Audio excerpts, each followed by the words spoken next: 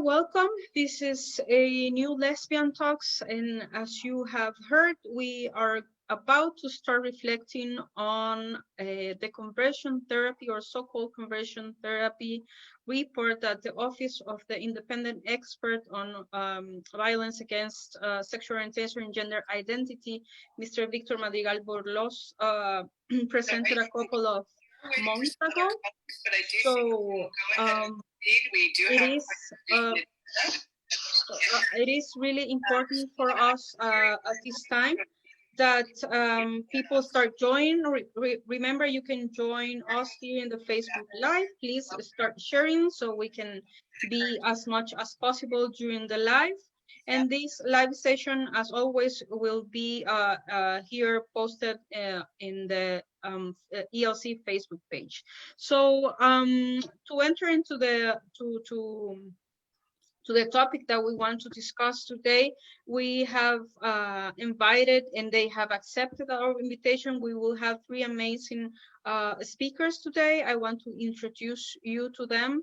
The first is Stephanie Kuhnen, who's joined us from Germany today. She is a very well-known activist, lesbian activist, and a journalist and writer as well. So we are very honored to have her. Thank you very much, Stephanie, for accepting our invitations. Your inputs will be super valuable into our conversation. So welcome. Thank you. Yes, and also we will have Aleh Ordóñez, Aleh from Mexico City, who is a lawyer by training, but she is the CEO as well of LEDESER, which is an organization that deals mostly with legal things. So she will reflect as well upon the banning on conversion therapy practices recently passed in Mexico City, as she knows very, very well what that happened. And last but not least, Víctor Madrigal-Borloz, who is our independent expert, and from who we will start hearing the presentation and the inputs that he will give us during this session. It is important for you to know that Víctor will join after the opening conversation, because right now, as I said, he needs to run a quick errand, but he has taken the time to really make a presentation about the report with a specific focus and talking very much about our lesbian lives. So welcome again, everyone, and I hope you join this conversation, and we will start by hearing Víctor Madrigal. Thank you.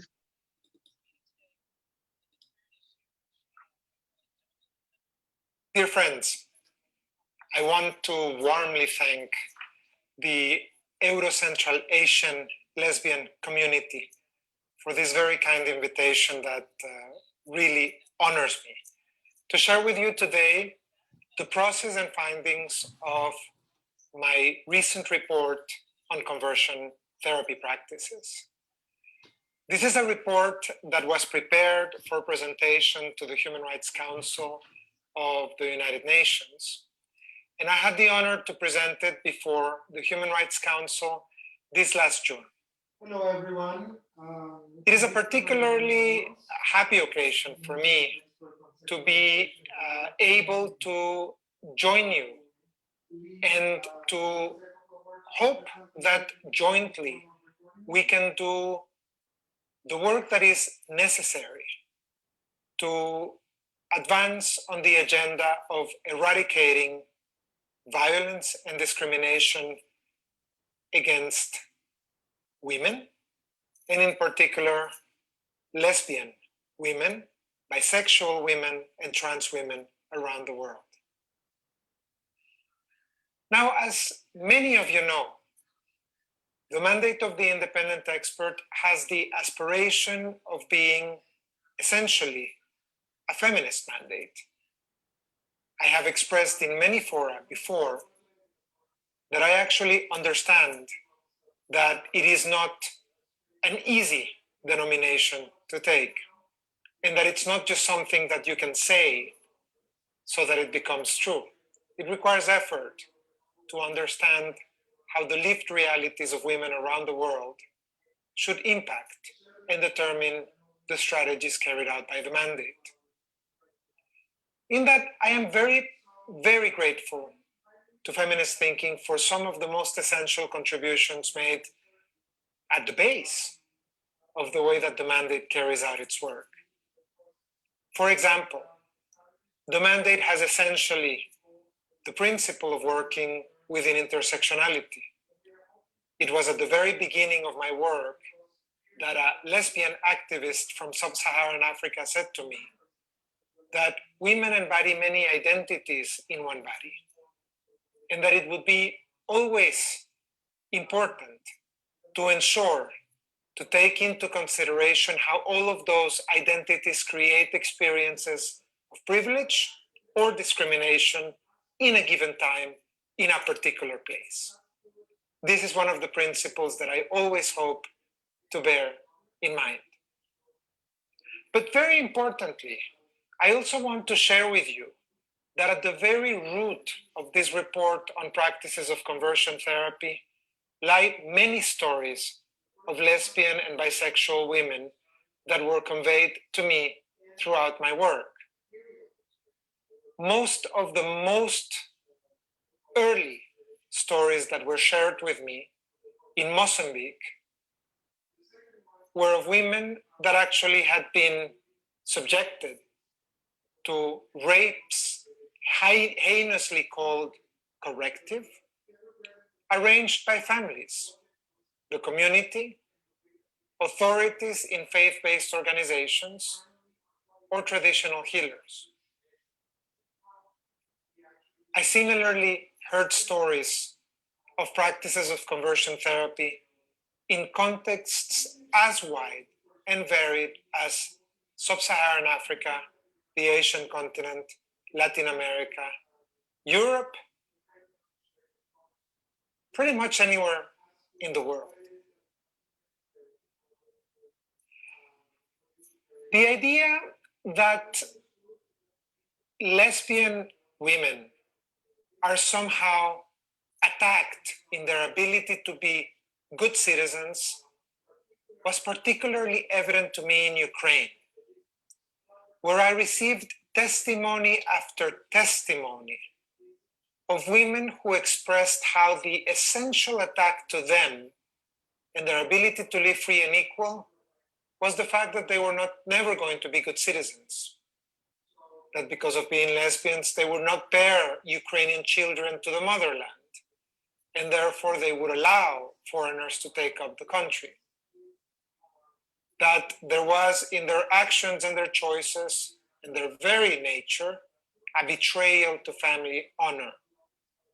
And in this context, I heard story after story of women subjected to the most heinous practices of conversion. In all of these cases, as I say in my report, I'm always struck and I so admire so deeply the resilience and the courage of victims of these heinous violations. The reality is that the attempts to pathologize and erase the identity of individuals has profound consequences in their physical and psychological integrity. Profound damage comes out of practices of conversion therapy. One of the surveys carried out for the preparation of my report, the one I think that is the largest to have been carried out ever in the history, that had 8,000 respondents coming from over 100 countries, the vast majority of respondents reported suffering pain, damage as consequences of these practices. 5% reported suffering from suicidal thoughts. Physical harm resulted in 2% of the cases. Suicidal attempts in 3% of the cases. depression in 6%, anxiety in 6%, self-hatred in 4%, and loss of faith also in almost 4%. Dear friends, we're commemorating today a day for the prevention of suicide.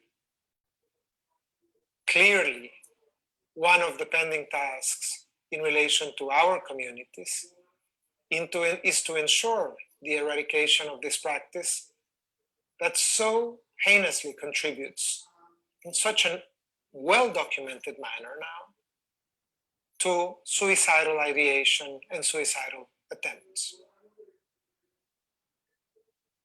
Now, as I note in my report, the word therapy comes from the Greek that denotes healing. Practices of conversion therapy are based on two basic premises. On the one hand, they are based on the idea that there is something inherently inferior, sinful, or disordered in the very nature of lesbian women, bisexual women, trans women, or gay men.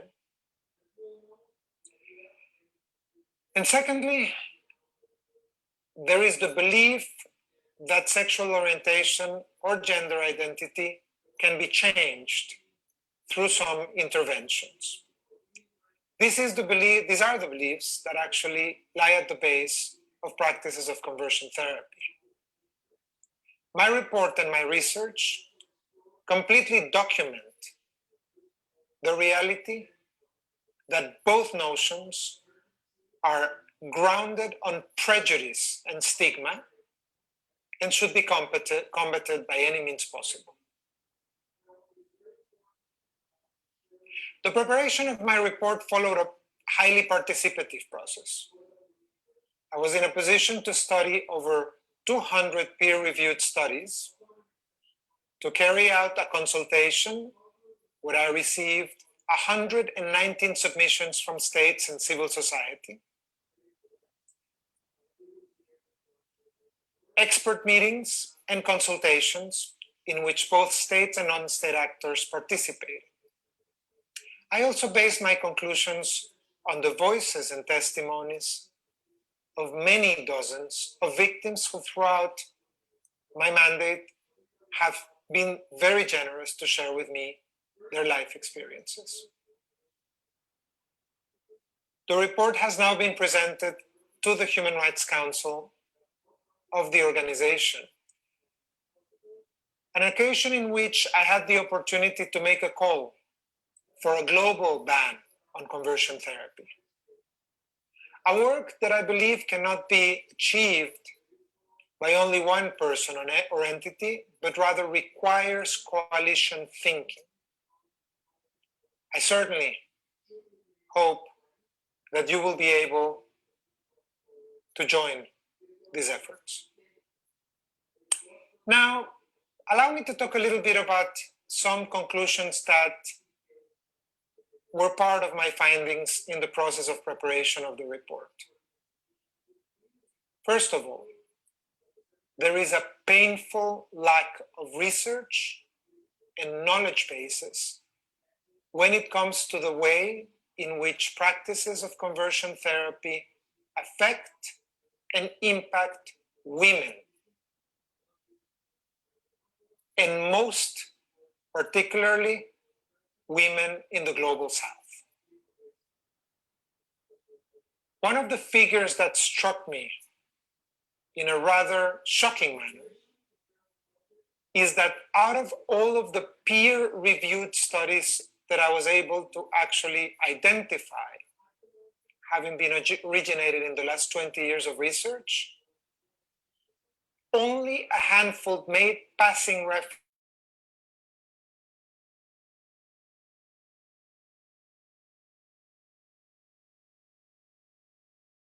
Most importantly, those that did were exclusively based, as I have mentioned, in research entities in the global north. This means that we have so little information about who promotes, who perpetrates, who are the victims, what are the patterns that are followed through, and what are the manifestations of pain and damage suffered by these victims, and what would be appropriate in terms of adequate remedy.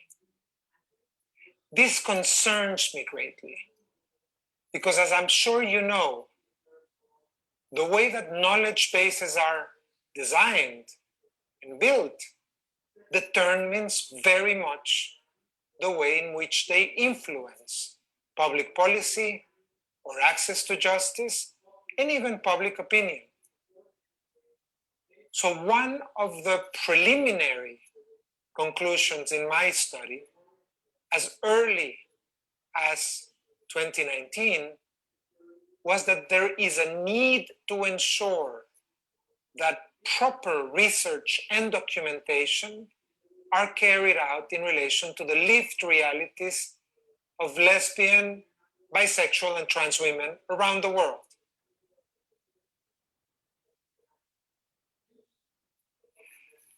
Secondly,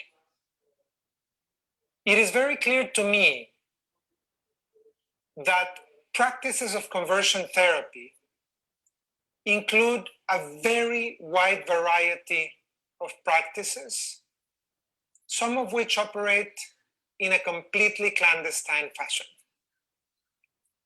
This further makes difficult the collection of evidence into knowledge bases.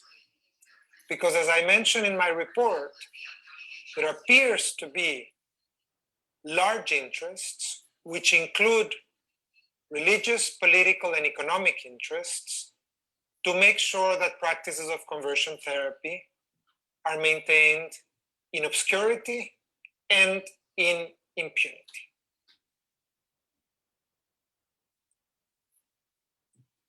As I mentioned in my report, practices of conversion therapy derive from basically three great enablers of stigma and discrimination: criminalization, pathologization, and demonization. The idea that lesbian, bisexual, trans lives are somehow disordered or sinful has actually carved deep grooves in the awareness of health practitioners, politicians, and the general public all around the world. A recent survey in China allowed us to see that almost half of surveyed health professionals believed that diversity in sexual orientation is actually and should continue to be a diagnostic. This is, of course, very problematic when it comes to the existence of practices that allegedly claim to change the sexual orientations or gender identities.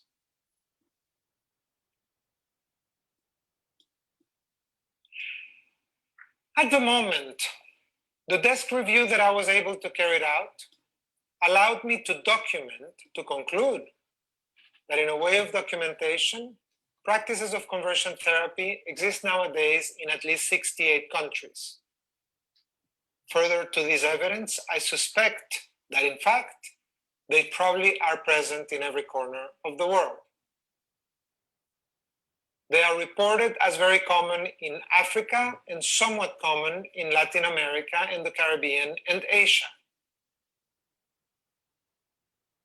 A recent study carried out in the United States concluded that almost 700,000 lesbian, gay, bisexual, trans, or gender diverse persons between the ages of 18 and 59 had been subjected to such practices at some point in their life. In another study, as I document in my report, at least 10 organizations in Australia and New Zealand were found to currently advertise the practice. Now, who promotes these practices is a question that I also deal with in my report. I concluded on the basis of different surveys and studies that promoters include faith-based organizations, religious authorities, but also very importantly, family members, state officers, including in some cases, judges or police officers that may order conversion therapy even when that is not prescribed by law. It also includes, disturbingly, educational authorities and employers in many cases.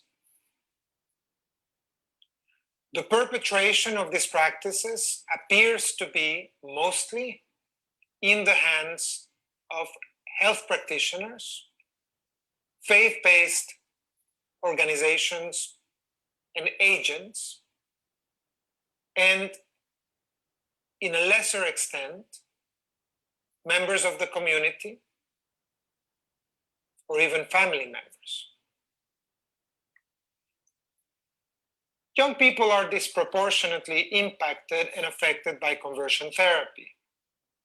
In recent surveys, allow me to suppose that 4 out of 5 persons subjected to conversion therapy may well be under 24 years of age, 3 out of 5 possibly under 18 years of age. This includes, of course, in a disproportionate manner, young lesbian women who are interned into institutions by their families, notably against their will, to actually undergo heinous practices, such as the ones that have been documented in the report.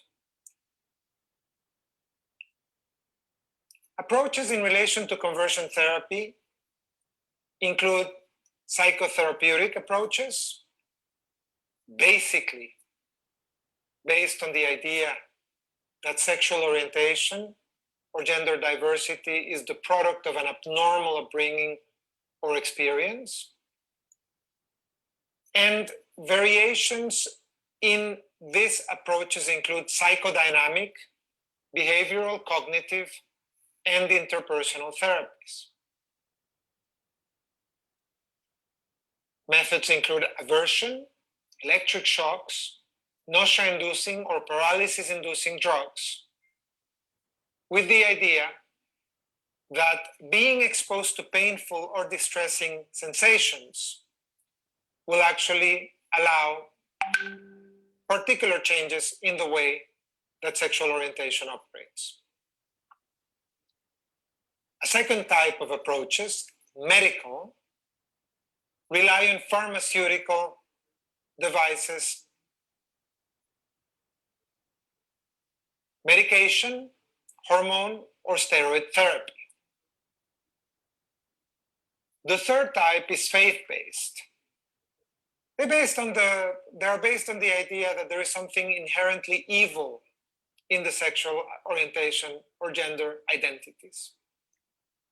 As a matter of fact, all conversion therapy practices are based on the idea that there is something inherently evil, inferior, disordered, or antisocial in sexual orientation or gender identity. And this is why I carry out legal analysis in my report to the effect that the very base of these practices is discriminatory and degrading, because it actually relies on the idea that there is something inherently inferior in lesbian, bisexual, gay, or gender diverse persons. The consequences are terrible and wide-ranging. Persons subjected to practices of conversion therapy experience deep pain, loss of self-esteem, anxiety, depressive syndrome, social isolation, difficulties in intimacy, self-hatred, shame and guilt, sexual dysfunction, shame, suicidal ideation, and suicide attempts.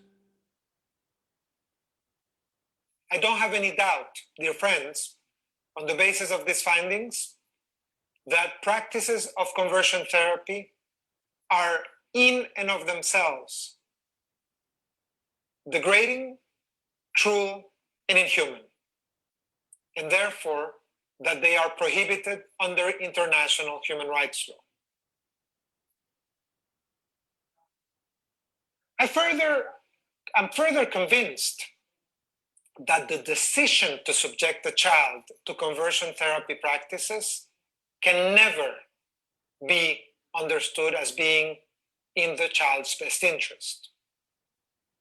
As we all know, parents make decisions for their children on premises of informed consent, which really entails understanding a practice's true nature, its inability to actually achieve conversion, and mounting evidence pointing towards the long-term physical and psychological harm.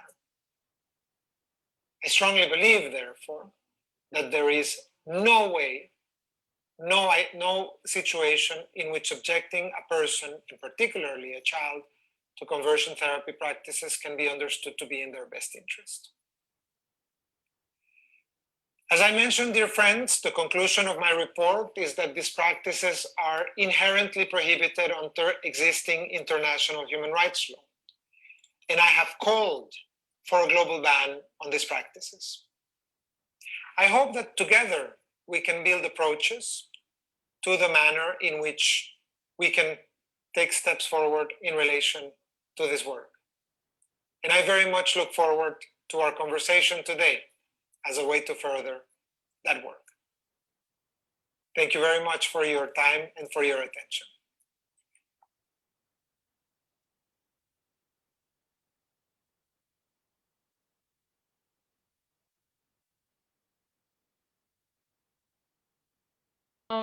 Now, sorry, I think I was muted. No, okay, it's okay. So we have heard then the great outcomes that this report has brought to us, and we will discuss among other stuff that Víctor has mentioned. But one thing that really is one of the most powerful messages that the independent expert has regarding the outcomes of the conversion therapy report is regarding the global ban that now he is calling from his office.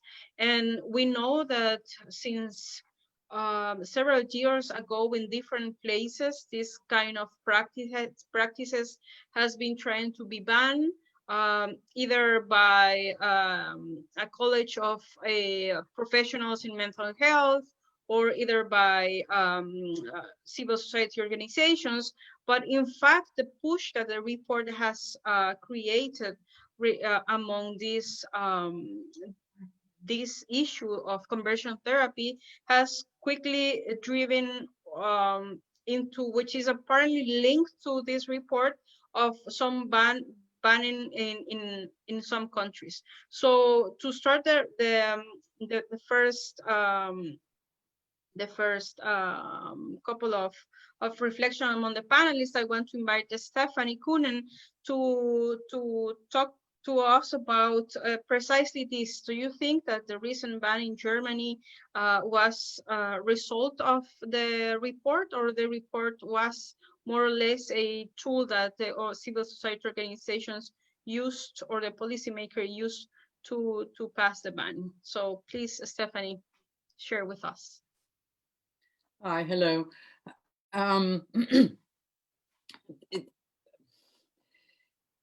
It always depends on who you actually ask and who benefits from the results. And so I would like to start the story with a ban on conversion therapies in Germany with the initiative of a Green Party member in 2013, Ulle Schaus from the Green Party, and also I think the Left Party started it with as a political demand to ban conversion therapy.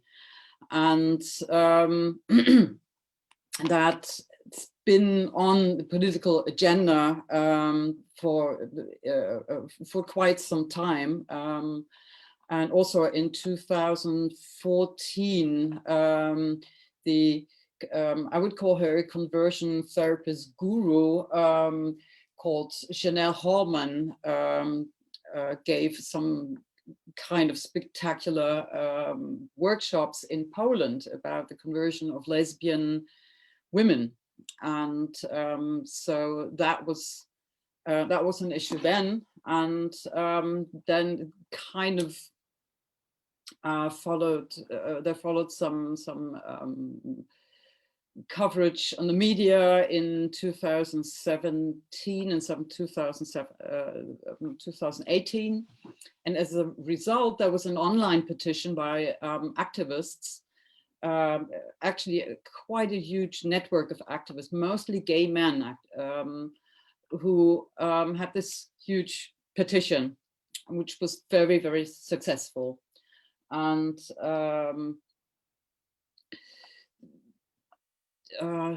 let me think, yes. And also in 2019, in the beginning, the health minister, Jens Spahn from the Christian Democratic Union, openly gay man, commissioned a committee run by the Magnus Hirschfeld Foundation to do further research. And so that's how it all went going. So, and the ban took place in May, this May, on 7th of May. So. Okay, so yes, thank you very much. And the most recent banning that probably we know about is a ban in Mexico City, for which we invited Aleh to reflect upon it. So I wanted to ask you, Aleh, which is your balance after the approval of the conversion therapy practices in Mexico City? Could you share with us your thoughts, please? Yeah, yes, of course. I think that also the approval of this reform is have to be celebrated in Mexico City, and this left a clear message in civil society with a clear good intention to try to stop this movement that hurts our community so much. I think this reform that created the crime, the felony of conversion therapies in our penal code brings more questions in our community than solutions. And I consider that some important risks for the LGBTI people in Mexico City.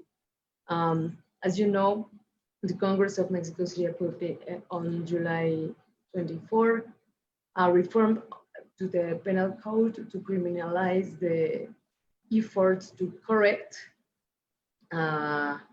sexual orientation and gender identity, commonly called conversion therapies. I want to tell you some few things before I start. I think that conversion therapies can usually be identified when they are promoted. That is, there are commercial fraud, scam, deception, or similar, and must be condemned as such.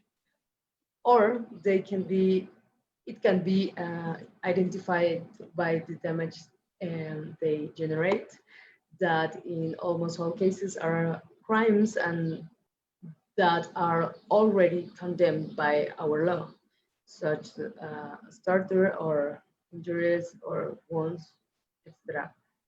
And just another note, the criminal legal system of Mexico, like all those in Latin America, has some particularities, such as that the law is not interpretable. This means that the conduct to be condemned must be literal and specific. In the case of conversion therapies, the criminal type, that is the crime description of the conduct that is condemned, is very ambiguous, is imprecise, so much so that it could be used against our community. The criminal time is so imprecise that it includes impossible behaviors, others that will not be possible to prove on court by the prosecution, and some elements in the text that could be used against lesbian, gay, trans people. This begins with the fact that the therapy must seek to change gender identity, gender expression, or sexual orientation, but it does not take into consideration that heterosexuality is also a sexual orientation, and that cisgenderity is also a gender identity. So this crime could be used used against an LGBTI psychologist, for example, who cares for a young person in their gender transition, or when they come out of the closet, and who could be accused by the young man's family, accusing the psychologist of trying to change his sexual orientation. So I just wanted to show you the text.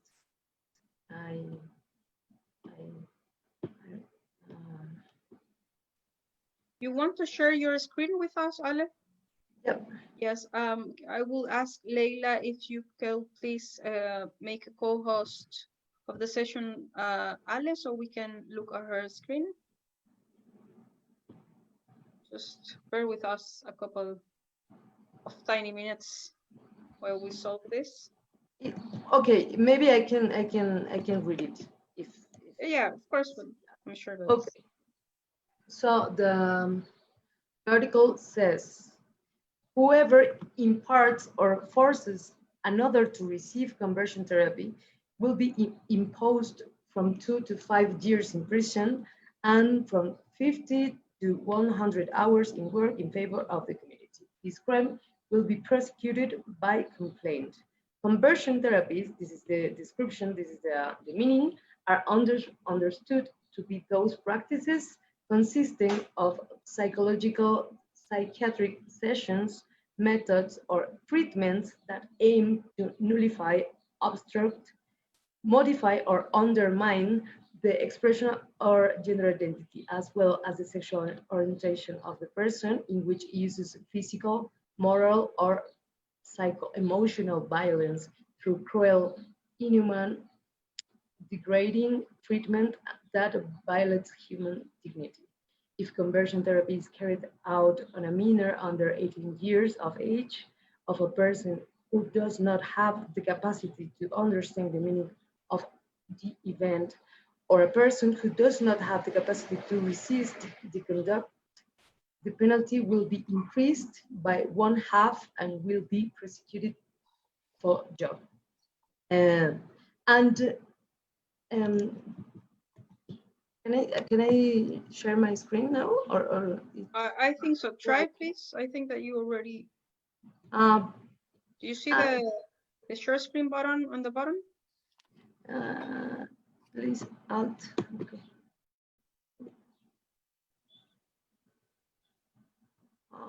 Yeah. Okay, perfect. Mm-hmm.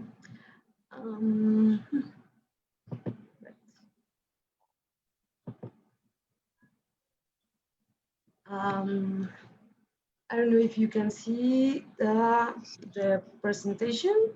Yes, we're able to see it. Perfect. So, so as you can see, can you see the little one? Yeah, red one? Sure. Okay, Yes. Perfect. So, as you can see, there is one element to prove to the prosecution. whoever imparts or forces. There is one. Then we have the two. We have to prove that this something is consisting of psychological, psychiatric sessions, methods, or treatments. And then we have the three, that we have to prove that this aim is aimed to nullify, obstruct, modify, or undermine. This, and we have another one that is in which uses physical, moral, or emotional violence. As you can see, in one paragraph, we have a lot of elements to prove. And in combination, they're really a hard work for the prosecution. And we also have that it had to be through cruel, inhuman, degrading treatment that violates human dignity. Fortunately, the 4, 5, and 6, it is the same element because all the types of violence are cruel, inhuman, and degrading treatments, and it is against human dignity. Then we have to prove the violence, and is in yellow, the physical violence, that it is also a huge problem, because how can we prove the physical violence by the wounds, the cuts or blows, and this is already a felony. This is injuries in Mexican law. So we are like banning something twice. And finally, if we are talking about the moral violence, we also have a felony for that, and it's torture. And this is also a problem because this is a federal felony. So Mexico City law don't have the legal capacity for legislate in this. So let me finish this. I don't know how to do that.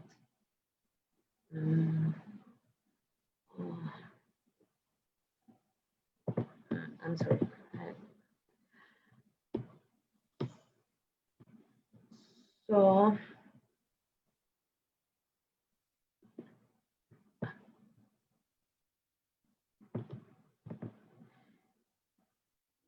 So additionally, it was classified as a material result offense. This means that other crimes cannot be added to this conduct, and it is this is something like make it like a mind crime, and it does not admit that it is added with other crimes. Therefore, in an example in which the victim is a minor who is deprived of his liberty and torture and maybe other conducts in addition, if the conduct is judged as conversion therapy, the maximum penalty would be 7.5 years, while if these crimes were tried by the justice separately, the penalty would reach 30 years sentence for the aggressor or aggressors.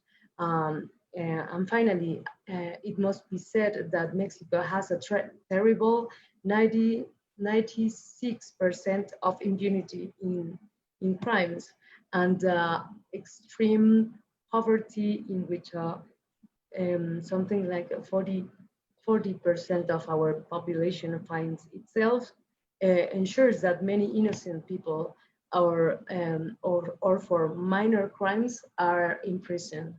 So conversion therapies are a serious problem that must be addressed and punished and stopped.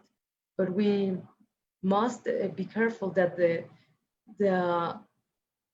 don't become weapons of something like a punitive populism that, far from solving problem, maybe deepens it. Okay, yes, thank you, Ale.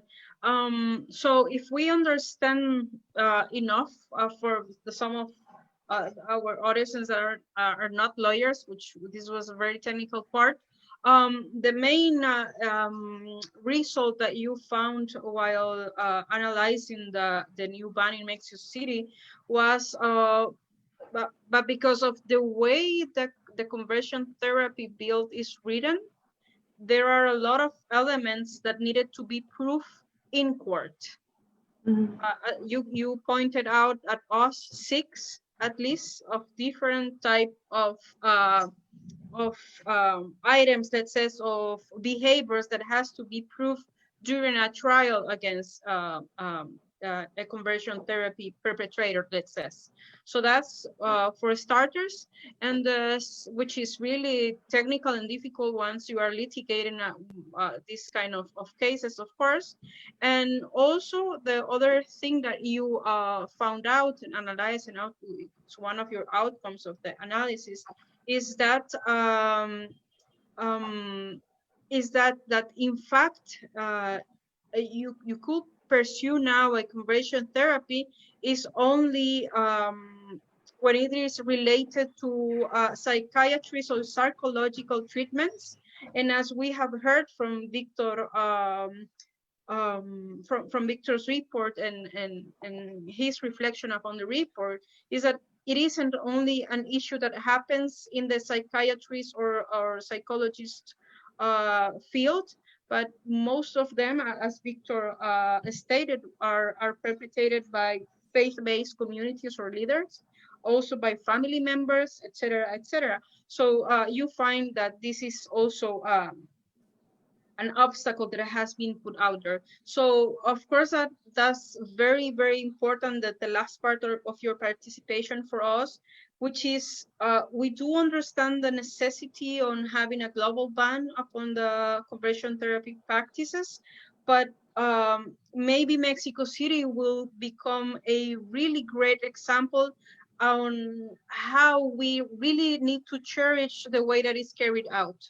So I want to hear some of the reflections among the panel regarding what Aleh has shared, which is a recent experience that we have. And later on, I will read some of the reactions that we were having through the social media in our session. So welcome back, Víctor.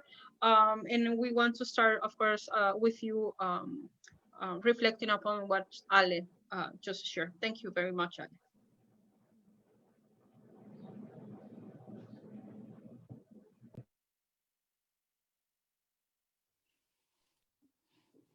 Apparently Victor's signal is a bit weak because you're like freeze. Are you here with us? I am here with you. Okay, I just perfect. wanted to make sure. That that the invitation was to me, and thank you to all of the participants, Leila, Stephanie, Aleh, and Andrea, of course, for sharing all of this very valuable information. I think that at the very beginning of her presentation, Stephanie made a really good point, which is that in relation to all of these processes, complex state processes, it also is very difficult to understand exact attribution and also the exact way that political processes are going to go, right? And I think that this is germane to very much what Aleh was mentioning. And of course, I'm delighted of the steps that have been taken in relation to this issue in Mexico City, but also the ones that are taken in Germany. This issue is, if I may be as colloquial, this issue is hot at the moment. And I think that one of the things that is actually quite extraordinary and very good is that it's getting traction in people actually bringing visibility to the way that the lives of young lesbian women, amongst others, are being affected in such a concrete way. And this is only going to benefit the idea of eradicating violence and discrimination, because the reality is that to the more visibility, I believe the more we are going to find support for the idea of eradicating violence and discrimination. But there's also risks created by visibility, as we all know. And one of those risks is backlash, because of the fact that we are very clear on the fact that not only stigma and the drivers of stigma, but also very importantly, the political, religious, and in some cases economic motivations around conversion therapy remain strong. And so I think that it is rather important to keep in mind the fact that you have all of these conditionants underlying. Now, Aleh's experience, and I apologize, I wasn't able to understand it all, is in the context of a rather vigorous debate that is being held in Mexico in relation to this issue, and amongst different state entities in Mexico in relation to this issue. To me, the fundamental factors that need to be taken into account in relation to this are decisions that I lay out in my report and that relate to different dimensions of how you need to legislate around this. One of the issues is blanket bans are seen in some contexts as rather problematic because they open the possibility for political debate in relation to whether you're violating freedom of expression or freedom of religious thinking, for example, in relation to this issue. Well, to that I always answer, and my report is quite reflective of this issue, is there are limits to freedom of religion and belief, and there are limits to freedom of expression. Hate speech is a limit to freedom of expression. And cruel, inhuman, and degrading treatment and torture are limits to freedom of religion and belief. And non-discrimination is a limit to freedom of religion and belief. Religion cannot be utilized as an enabler of discrimination, and certainly cannot be utilized as an enabler of torture and cruel and inhuman and degrading treatment. That axis is actually quite important in relation to this issue. Secondly, how do you deal with the attribution to perpetrators and promoters? This is, of course, a thorny issue in that connection. And secondly, how do you define the process of redress and reparation? Now, Aleh, you will confirm whether this is correct or no, but redress, reparation, and support to victims is always an open and very vigorous debate in Mexico, because vigorous systems are put in the law for this issue, but very few of them are considered to be actually effective in practice, right? And so I think that one of the elements that we need to study is how can these legislative systems and how can these processes be taken to mechanisms of redress. Yes, yes, definitely. Yes, thank you very much. At the beginning, for me, this is really exciting because at the beginning we were preparing this session. We were wondering which lens to use. And this is why we decided to invite as well Aleh, because we know that she will bring this legal aspect into the conversion therapy banning that it's so much needed to analyze. And as Víctor said and explained, is really important as well to really have a really deep look and angle on it. But Andrea, can I just add something? Yeah, I sure. apologize. I should have done that first. Don't worry. And of course, Aleh's opinion on this is precious to me because I know that she has this particular angle. My report does not conclude that all forms of conversion therapy are torture. I conclude that in nature, practices of conversion therapy are inherently discriminatory because they're based on the idea of focusing on persons based on their sexual orientation and gender identity, if that's the case. And also, the legal construction is that they constitute by their very nature cruel, inhuman, and degrading treatment. Now, I know that there are parts of popular discourse that believe that it is very powerful to say politically that all forms of conversion therapy are torture. But I had a concern, which is that, as we all know, the dividing line between cruel, inhuman, and degrading treatment and torture is one of intensity and purpose. And I wasn't able to find that in all cases, the intensity would be necessarily equal, the extent of suffering and damage would be necessarily equal, and the documentation of damage would be necessarily equal. So I thought that it was important to preserve that dividing line between cruel, inhuman, and degrading treatment, and establish that there is a suspicion of conducive environments to torture in practices of conversion therapy.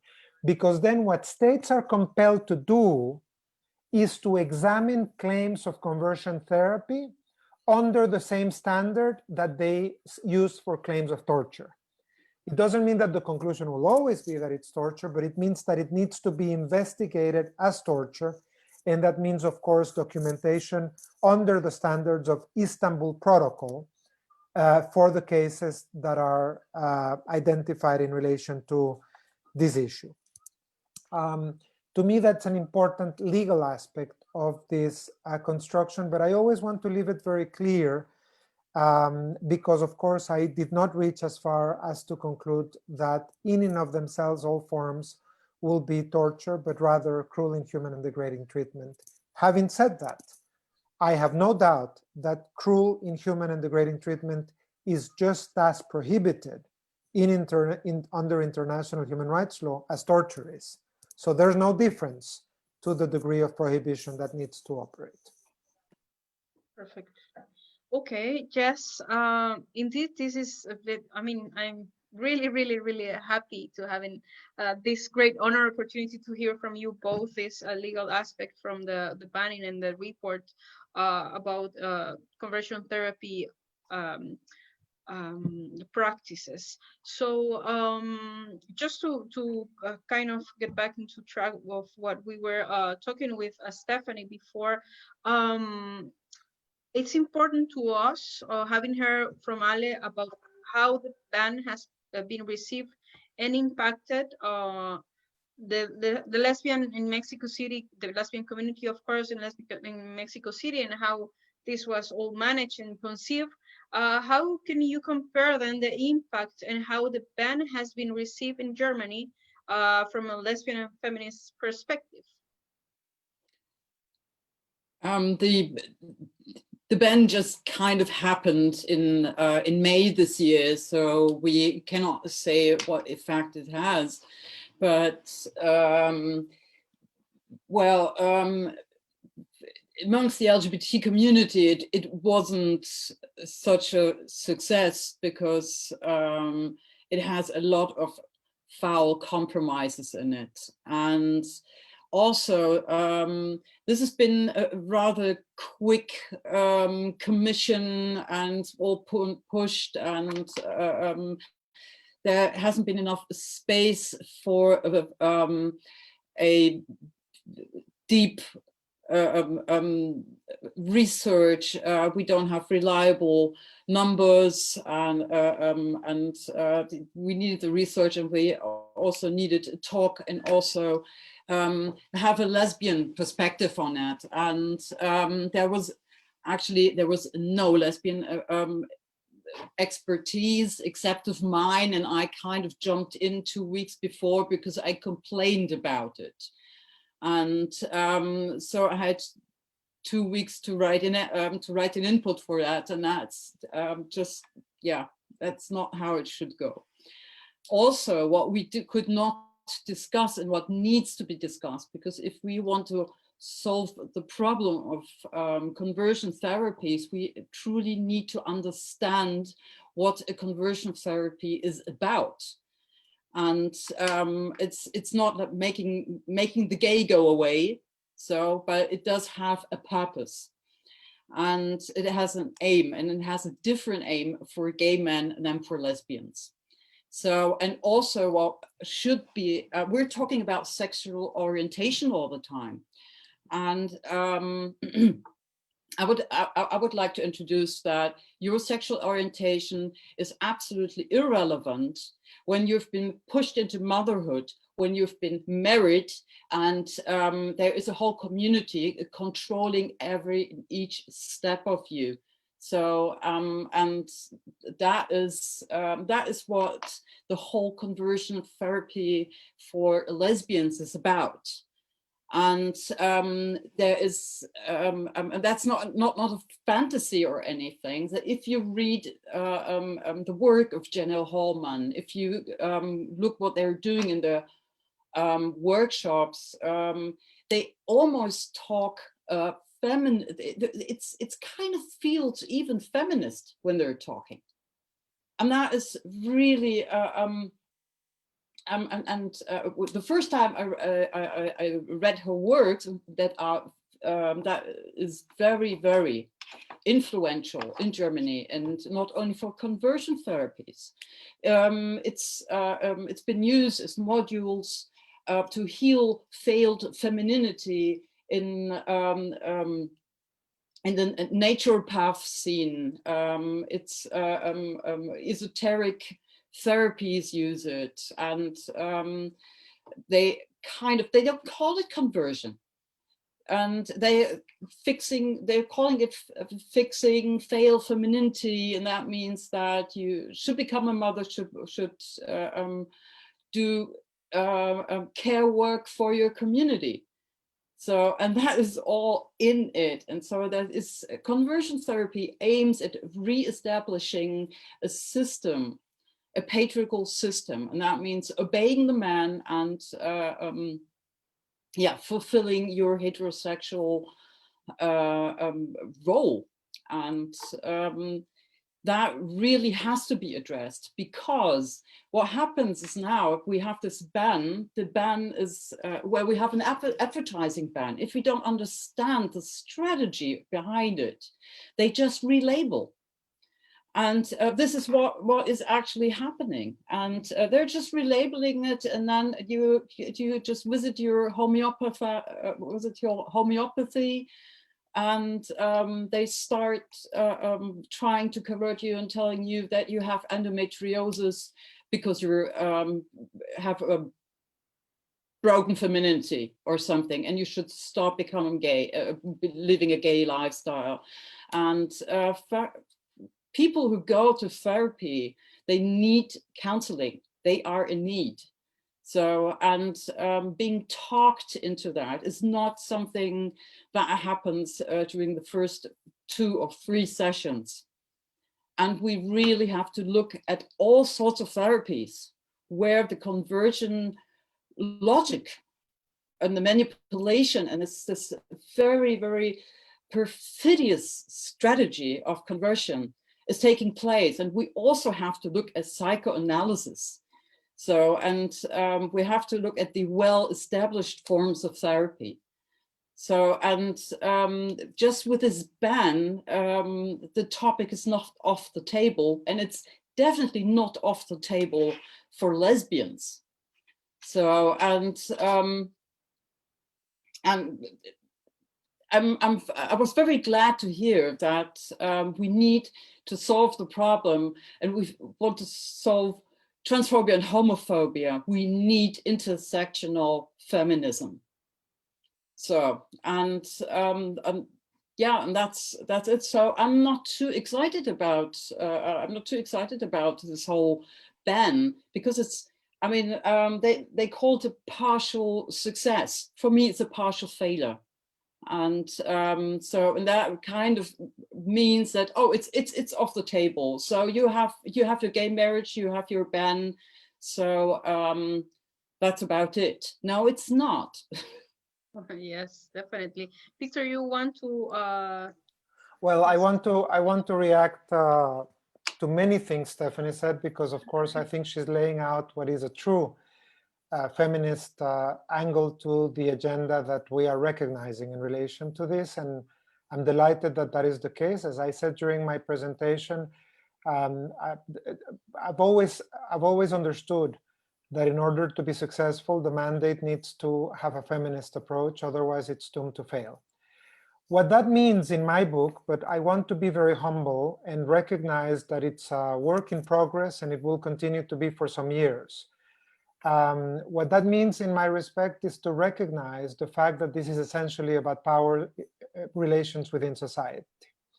And to me, this is clearly the great contribution of the notion of gender as social construct that can be at the service of patriarchy and particular understandings of the way society work and the nefarious asymmetries between male and female in that particular construction of the world. I absolutely agree that this is what the ultimate objective is. The ultimate objective is submission into a particular system that works well for a very particular number of people who are the ones defending it. That's the ultimate objective. And that a tool that I would call a pillar in that strategy is the particular domination on women. And the way that I've said it sometimes is the womb of people who have wombs. That is to say, clearly, sexual and reproductive rights play a role in relation to these issues. And when Stephanie talks about the logic and the purpose of conversion, reference is made very clearly to the idea of bringing into conformity. And I absolutely agree. One needs to understand what purpose is this practice serving and recognize that in some cases it's a practice of conformity. Second point that I'd like to react to, just to enthusiastically support it. There is no information anywhere in the world that nears an acceptable standard in relation to the lived realities of lesbian women and the problems that they face within that logic of conversion therapy. So we need to act in the understanding that every public policy, every legislation, every access to justice exercise is being taken with a very partial view of the world. And if the reality is that those laws and those public policies are being written from a particular standpoint, which in some cases might very well be the standpoint of the privileged white urban male, which is common in structures of power, then it means that there is very little chance that the particular issues that are faced by lesbian women will be addressed effectively in relation to these issues. And thirdly, I think that the understanding that we need to see these practices as a tool to enable further objectives. I very much appreciate, and Stephanie, I will be taking this actively. There is a need to understand that the real objective underneath is being driven by it, but that a ban or a particular disposition to take is not going to solve anything unless you question those particular constructions that are being defended within a society. Let me share with you my experience in Ukraine. I was really impacted and shocked. I did a lot of interviews to lesbian women in Ukraine. For some reason, that was a particular angle that I was able to explore, particularly because Ukrainian civil society is so well structured and well organized. And what Ukrainian lesbians are accused of is of not being good citizens. They are constantly accused of the fact that they cannot be good citizens because they betray the national project, because allegedly they don't have children, don't bring Ukrainians into the world, and then that means that Ukraine is going to be dominated by hordes of foreigners coming from where? So basically, that's the logic. And you see how it connects to what Stephanie was mentioning. There is a logic of a certain role in society, which is to bring children into the world, fill it with Ukrainian children, and then being able to perpetuate a certain understanding of what a project of nation is understood like. And women who don't abide by that logic, and by the way, the whole logic is flawed because, as we all very well know, lesbian women have children, but women who don't abide by that logic under the structures that are determined by the system, under a heteronormative, cisnormative logic, are perceived as unpatriotic, as failing and this is very dangerous, because then they are basically antisocial, and violence against them is the defense of the nation. Mm-hmm. And this is what worries me, that these are the discourses that we're seeing today, is that lesbian women become enemies of the state, and therefore violence is justifiable. You see how it all connects, because as we all know, powers today are arguing that anybody who is seen as creating arguments against the state is either a terrorist or a force. And so these are the arguments that worry me, because this is where it's inscribed. Violence against lesbian women is this whole idea of defense of the whole national state project. And women are on the front line of this. I need to be very clear in relation to this. I'm not pandering just because this is a lesbian community that I'm talking to. I've said this consistently. The front line is the women, not the urban gay male. And this is what worries me greatly, and what I hope my report can help a little bit to do. Thank you, Victor. Yes, indeed, this is very, I'm very pleased to hear how this has driven us since the outcomes on Aleh and her analysis as well, on how this is not only just a quick practice. I will go straight to you, Aleh, but it is a system. It is it responds to a established system that want to be perpetuated by having this kind of practices. And I will quickly share just a personal note and why I am the one that I am conducting this conversation today. It is not only because I am part of the board of the ELC, which I am very pleased to be, but because me, myself, I am a survivor of conversion therapy. So of course that hits me in the center of my being. And when Victor was explaining which were the kind of the sources of how we lesbians receive conversion therapies, I was 14 years old when I first attended to a conversion therapy, and was a really well-known psychologist in my country. I am from El Salvador. And exactly, I was surrounded by the three main things that Victor mentioned, which were a therapeutical procedure, which was I have to look to naked men for a couple of minutes. And then the immediate question was, do you like them? And I was like, no. Do you want to be a man? And I was like, no. And that was consistently every 2 days in a week. And also they give me medications. To now, I don't know which medication it was. Now that I am a grown-up person, I think they probably will, could be hormones or whatever. I really don't know. And then, of course, was the third. I attended a Catholic school when I was a child. And of course, my faith was also combining these two other items. So the way we are put through the conversion therapies as lesbian, and I have said this to my colleagues, it will be never the same, because the simply fact that we are women, then our bodies are in the line. So they are trying to exactly what you, Stephanie, Aleh, and Victor has said.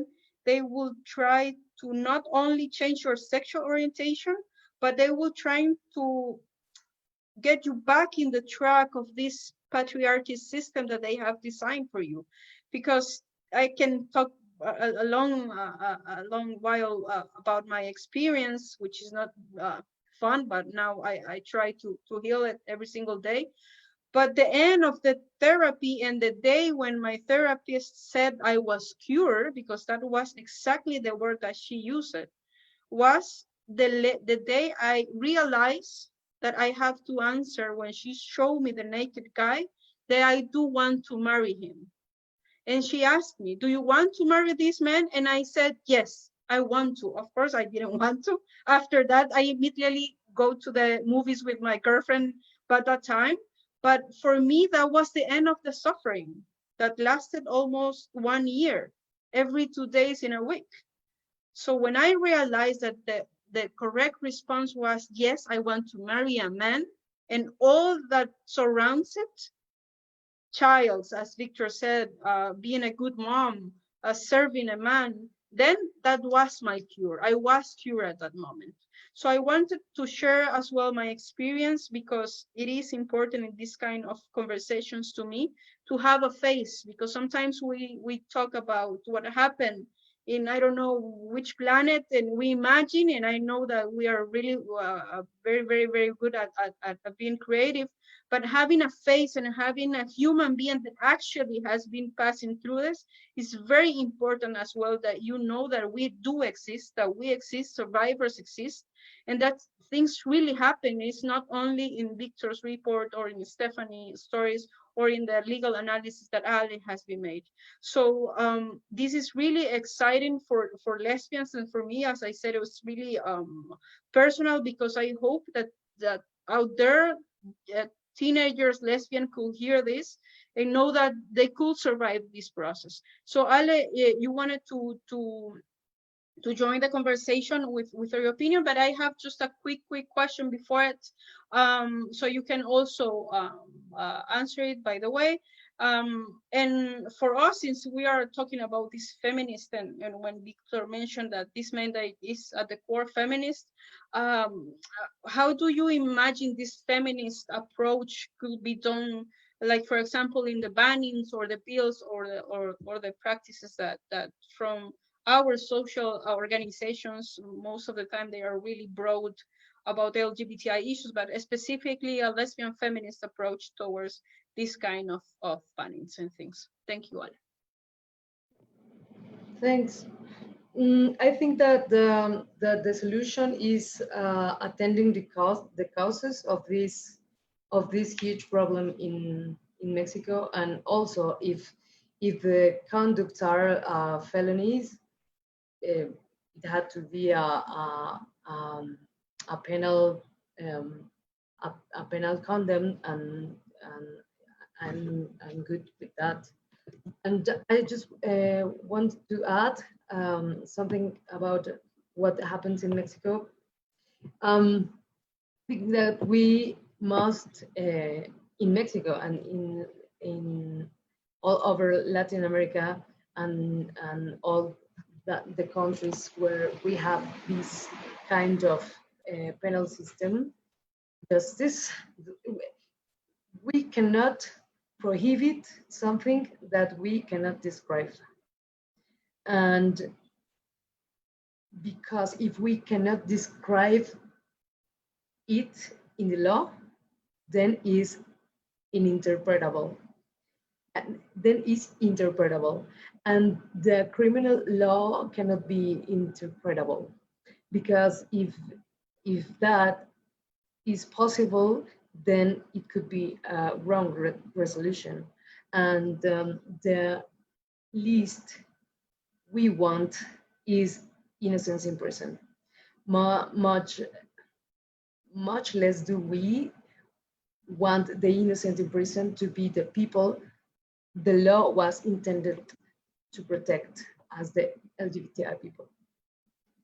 I am not criticizing the intentions of the Mexico City advocacy that achieved this, because they achieved very great symbolic achievements.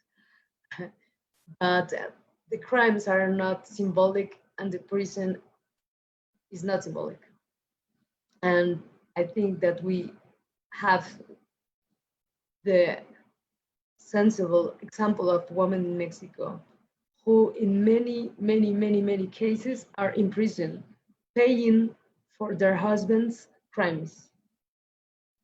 I am against conversion therapies, but if we can only measure them by its consequences, which are already crimes prohibited by law, then the answers maybe are far from the penal code. Finally, I just leave this reflection. The reform for the recognition of trans children in Mexico City was about to be voted by the Congress in the last May. The conservative opposition was very hard, but we were moving forward. It were 4 years of advocacy and work and litigation, and in the last minute, the Congress of Mexico City decided to vote the conversion therapy reform. This reform had no one from the opposition demonstrated. No one in the opposition had mobilized, and no one did any advocacy against the reform. Isn't this strange? If the anti-rights were afraid of going to jail for this crime, don't you think they would be paralyzed with fear, attacking the state or the LGBTI community? I think that the opposition in Mexico was already clear that this would maybe not affect them, or maybe even the other way around. So this reform was referred by several people to a Trojan horse. And I also, as you, Andrea, want to say that I am also a victim of conversion therapies. I was in a psychiatric hospital for a little over a month, isolated as a punishment for my family. And I think I don't want my parents in jail. I believe that the state must take the responsibility for the ignorance that builds and promotes. And I am not saying with this that I don't want to see in jail that people that makes a crime, but I think that we have to be worried about these ways to legislate in countries like Mexico that have so much impunity and so much poverty that could be a really bad combination. Yes, I completely agree with you. As Víctor already said as well, most of the lesbian women in the global south has been taken into this kind of conversion therapies. And early in some of our posts regarding this session, we even received questions from women. Yes, in a picture, we were receiving questions from us, different women, lesbian women, asking if corrective rape is a way of conversion therapy, if telling them that they are not feminine enough is part of a conversion therapy. So as you said, Ale, it's really important as well to combine to really be aware of the whole other sphere that it is also behind the conversion therapy practices. When, like, for example, you said you don't want to see your family in jail, your parents, which is understandable, but as we have discussed, this is not only about a specific cases, but it is broader than this, and it is important to retake into the conversation the point of view of this system that it is trying and pushing us lesbian not to be the great lesbians that we are capable to be. Víctor, you want to say something? Please join. Hopefully I can be quick, although that's not usually within my set of skills, I have to say. I just wanted to touch upon a couple of things, but before that, I just wanted to acknowledge and pay respect to the fact that both you, Andrea, and Ale, you you've shared with us what are important and touching and meaningful personal experiences that mean a lot to you. And I wanted to make very clear that I think part of where I place the mandate, where I try to place the mandate, is the understanding that respect for victims of human rights violations need to be at the center of everything. Which is why the more academic conclusions that Aleh was making reference to are important. This issue is placed in a zone that has a lot of complexity in human terms. Nobody can be neutral about the way in which family and community and religion and one's religion operates in relation to these issues. The reality is that I've received testimony after testimony of persons subjected to heinous practices who cannot outrule the fact that their parents were actually operating on what they understood was their very best interest. Misguided as it may be as a conclusion, the reality is that societies condemn people to poverty, to social exclusion, based on their sexual orientation, and parents oftentimes have believed that the best avenue would be to actually try and attempt what society tells them is the right thing to do. And as Aleh was very specifically saying, one needs to understand what the role of the state is in providing good information there. In a way, conversion therapy drew a lot of analytical parallels for me to corporal punishment.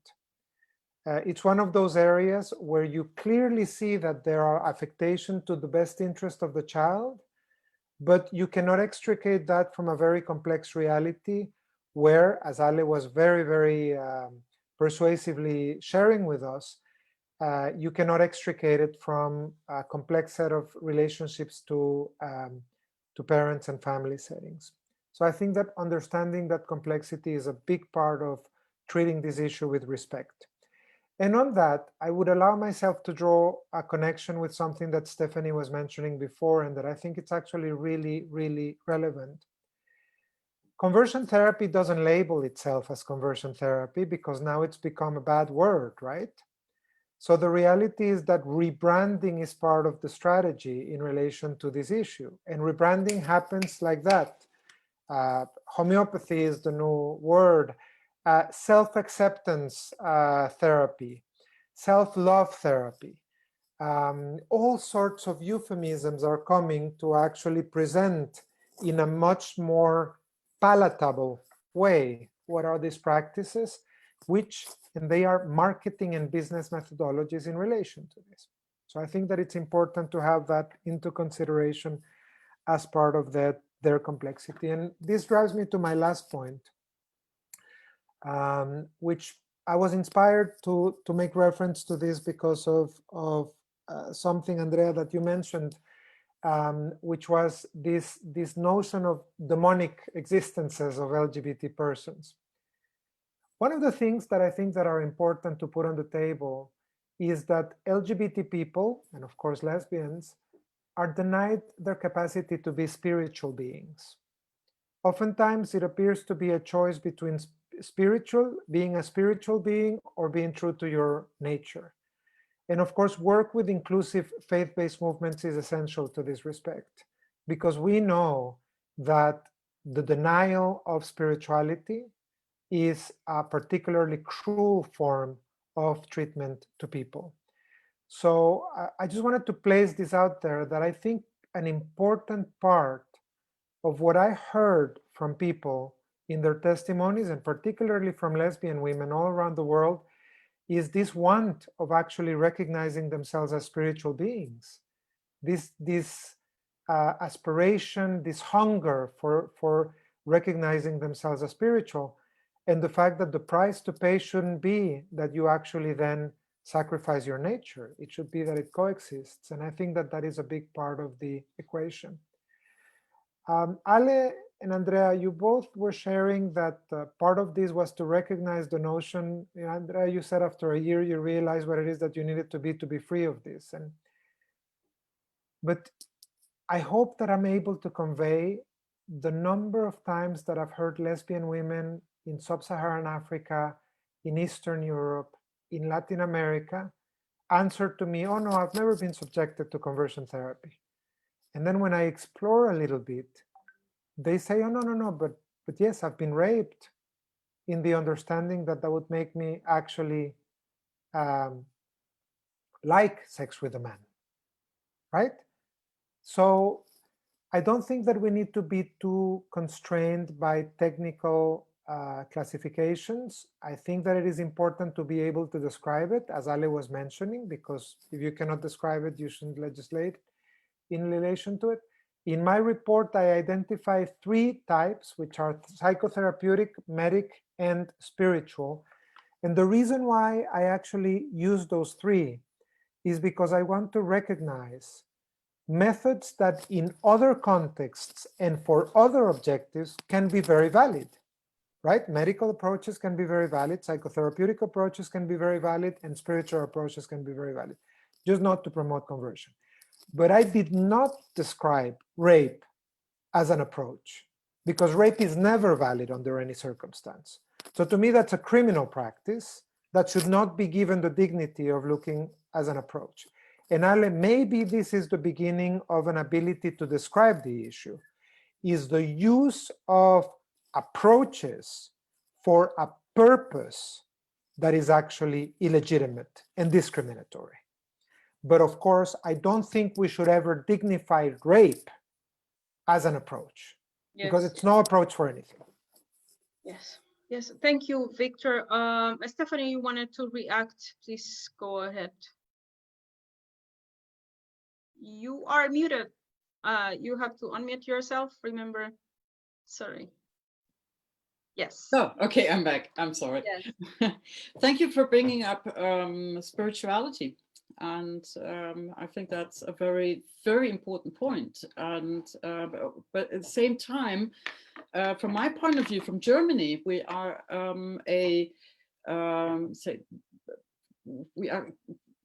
kind of a secular country. So there's one. Well, of course, we have the Protestants and the Catholics and the Muslims, but I don't think it's such a huge thing over here. That's something we cannot, or even we must not disconnect this whole topic, conversion therapy, with the rising of right-wing politics and anti-feminist politics. And over here in Germany, this is we have a right-wing movement that doesn't call itself right-wing movement. But they are deeply anti-feminist. They are around a say network movement called the Concerned Parents or Concerned Citizens. And I always find it very hard to say there's conversion therapy on this side, and then the other side there's the right-wing movement. So and they actually they overlap quite a lot, and also we have anti-feminist tendencies in the democratic movements, and I just wanted to share a little delicacy from last year. About this whole conversion ban thing in Germany, and that is everybody was so full of joy that our Christian Democrat gay health minister pushed banning conversion therapy. At the same time, he commissioned a study and funded it with I think over 5 million euros. A huge study on something called the post-abortion syndrome. And that is a study that presumes that women who abort are traumatized. And we have all these studies that say they're not. So where does this come from? And it also comes from the very heart of conversion therapy, evangelicals in the United States, and that's the anti-abortion movement. And it's even doubtful that post-abortion syndrome exists. So it's pathologized. It's the pathology that a woman who has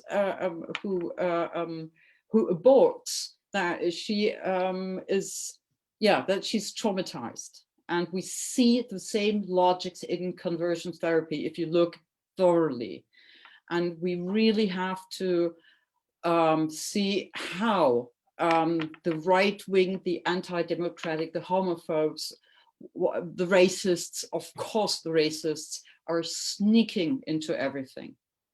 So, and that's just something I wanted to share, because that there's always, it's always complex. And so that even a health minister who's applauded for a conversion ban did something very anti-feminist. So it's never that easy. So yes, thank you for sharing. Definitely, Stephanie.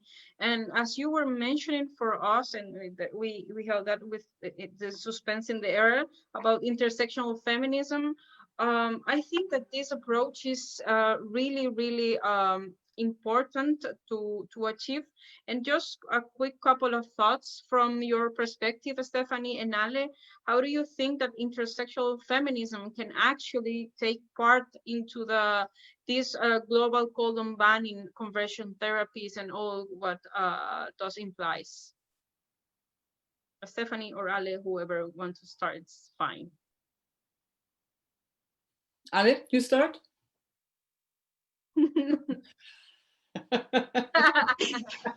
No, because I have to write it before it starts to talk. So please. Stephanie, please go ahead. Okay. So that's a tough question, actually. That is really a tough question. And one thing that that's absolutely crucial, what we need is reliable data.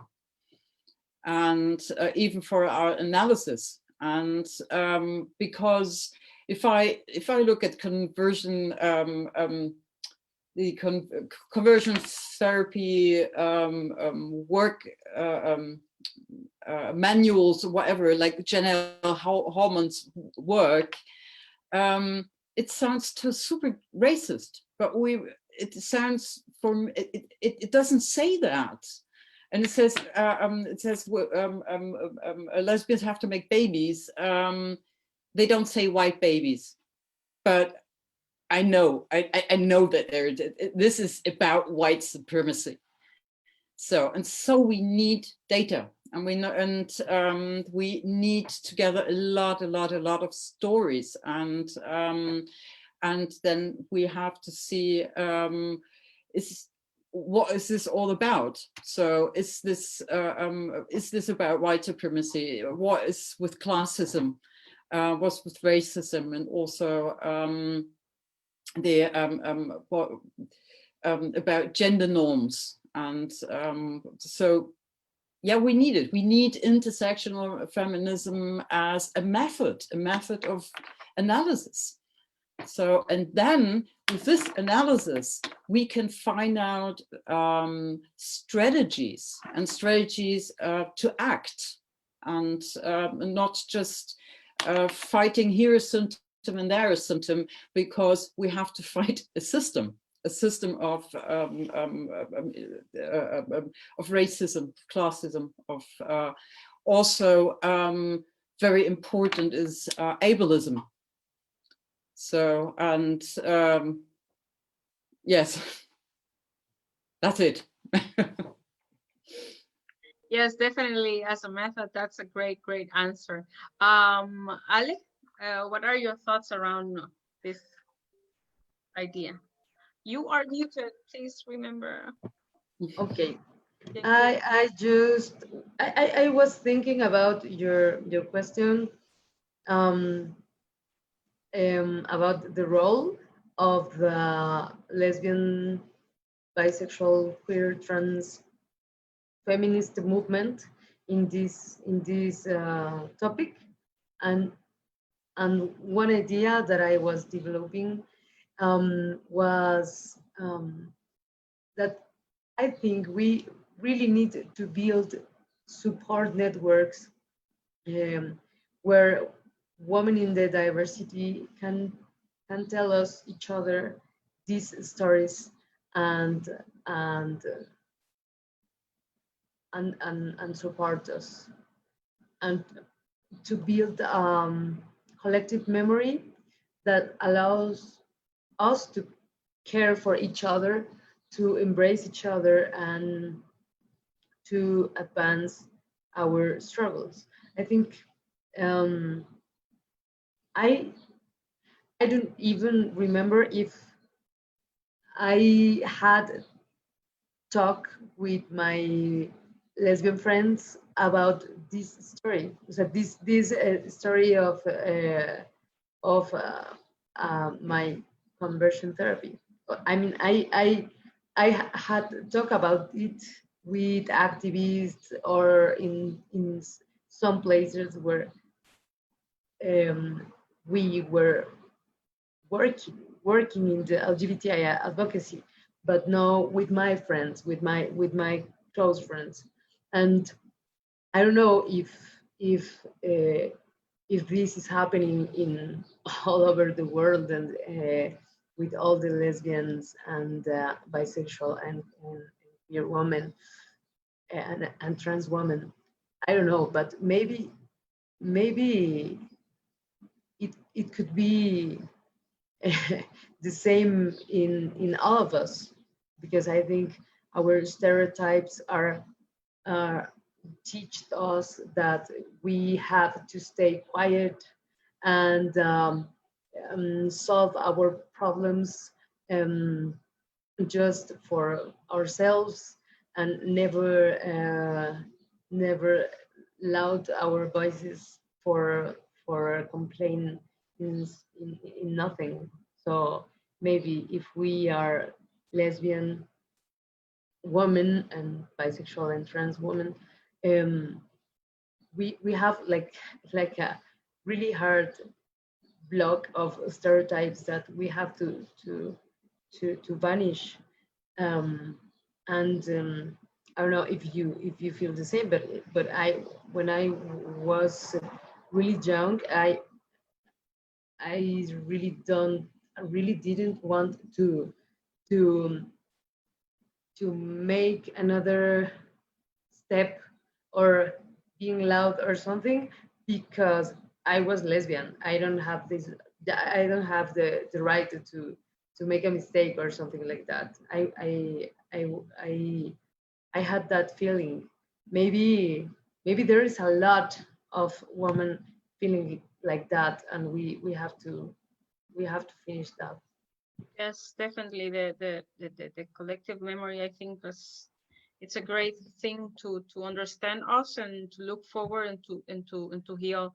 So as a last thought for Mr. Víctor Madrigal-Borloz, we will wrap up the session because we are about to finish. So Víctor, your last thoughts about our reflections, lesbians reflections. I don't think they're gonna be the last, Andrea, but let's say they're the last now. Yeah, of and course, for now. I hope, I mean, for the colleagues that are joining on Facebook, because you don't have the shared screen that we have, you probably couldn't see, but as Stephanie and Aleh and Andrea were going, I was nodding in a way that almost my head was coming off, because I was just very, very happy with the points that were being made. So I'm not going to repeat things. I think it's important to ensure that one doesn't do that. But I'd like to just say two things very specifically. First, I want to warmly thank the panelists, the invitation, of course, by the community, but very importantly also every panelist and you, Andrea, for your wonderful moderation, the panelists for their fantastic participations. And I go on to that for what is really my last point in this point. I meant it very sincerely. I'm humble when I say that I would like for the mandate to be a feminist mandate, but I know that it's not enough to say that. You really need to have the conviction and the working methodology and the mechanisms in place to ensure that that is the case. I already have benefited from a number of inputs from lesbian, bisexual, trans, and women's organizations all around the world in relation to these issues. To me, the key to understanding intersectionality goes on two layers. One is theoretical, is to develop what it is to speak of intersectionality as a theoretical construct, sophisticated thinking that is probably best done from the feminist quarter. And the second is when feminist, lesbian, bisexual organizations or activists are very kind to share with me very specific ideas. So in all of the hearings, in all of the activities that we carry out the mandate, I don't think that I can stress how much it is valuable that people just say, well, look, let's not discuss only about the approach. It would be important that in your next report you do this. So that's why my report on social inclusion has a chapter on lesbian, bisexual, and trans women, is because an activist during a consultation said, okay, we can discuss theoretics, but we want a chapter in your report on social inclusion because we want for this issue to be highlighted. We need that angle. And that to me is very, very important because it's a very good way to understand from a pragmatic and action-oriented way what is the way to act. Finally, I just wanted to go back to something that I said before. I think that it is to be understood. Aleh was making what I think was a very, very important and powerful point. I am shocked and saddened in equal measure by how often it is that the moment you create a safe space, particularly for lesbian women that are not necessarily enjoying those spaces all around the world, you see the stories coming up. You see the stories coming up, which make me understand that this is a pervasive reality that is present everywhere in the world and a lot more than what we know. So to Stephanie's point, that we need to gather that data, we need to gather that evidence, we need to have it available, and we need to make sure that those stories are heard. And also to Stephanie's point, I wanted to highlight something. We need to work together to dispel the notion that LGBT persons are damaged by nature. And mention was being made of the idea that people are not traumatized, don't damage, there's nothing to cure. And I think that that's precisely the point. Andrea, my last word is, of course, to you. My admiration of always. It's such a privilege to work alongside you. And please convey to everyone in the community how privileged I feel to be able to work alongside all of you and how completely open I am to understanding how to best serve your work as well. Thank you so much. Thank you very much for your words, Victor. You know that in me and I am sure that in the ELC community you have an ally for the mandate. Stephanie, for your time, your knowledge, all this brilliant about intersectionality and great reflections. Aleh, thank you very much for all your legal inputs for the 101 law lessons that we received today on penal laws. I received a comment through the Facebook regarding that. And to the people that was with us during the session through Facebook Live and the Zoom, thank you very much. Please join the next Lesbian Talk and see you then. Thank you and have a great day. Bye-bye.